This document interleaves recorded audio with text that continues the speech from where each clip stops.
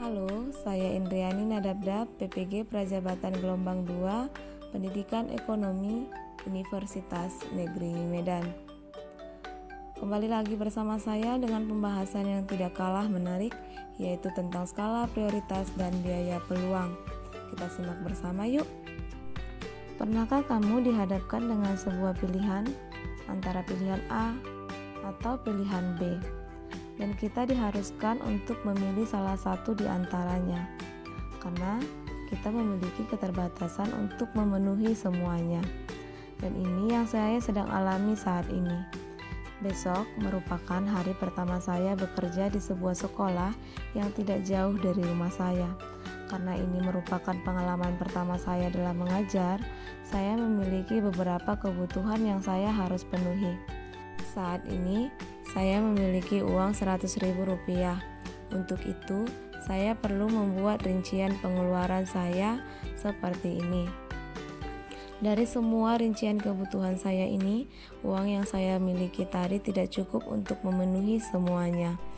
Untuk itu, saya harus membuat pilihan kebutuhan yang mana yang harus saya dahulukan dan yang mana yang bisa saya tunda dulu.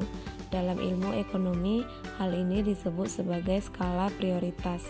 Skala prioritas merupakan ukuran kebutuhan yang tersusun berdasarkan tingkat kepentingan dan urgensinya. Dari beberapa rincian kebutuhan saya tadi, saya harus menyusun skala prioritas. Menurut Stephen R. Covey, ada tabel skala prioritas untuk memudahkan kita menentukan mana yang harus kita dahulukan. Yang pertama ada kebutuhan penting dan mendesak, yang kedua penting dan kurang mendesak, yang ketiga kurang penting dan mendesak, dan yang keempat kurang penting dan kurang mendesak. Nah, dari tabel skala prioritas ini saya dapat menentukan bahwa kebutuhan yang harus saya penuhi yang pertama sarapan, yang kedua keperluan mengajar, yang ketiga sepatu, dan yang keempat ongkos ojek online. Kenapa? Karena rumah saya tidak begitu jauh dari tempat saya bekerja, maka saya putuskan untuk berjalan kaki saja.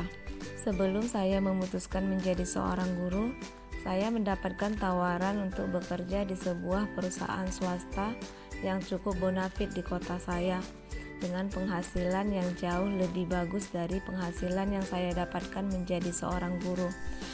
Nah, kesempatan yang tidak saya pilih tadi disebut sebagai biaya peluang. Ketika seseorang dihadapkan pada beberapa alternatif pilihan dan harus memilih salah satu di antaranya, maka alternatif yang tidak dipilihnya itulah yang menjadi biaya peluang. Dari pengalaman saya tadi, yang menjadi biaya peluang saya adalah bekerja di perusahaan swasta. Baiklah, saya harus pergi jalan-jalan dulu. Sampai di sini pembahasan kita. Sampai bertemu pada pembahasan-pembahasan berikutnya. Terima kasih sudah menonton ya. Bye-bye.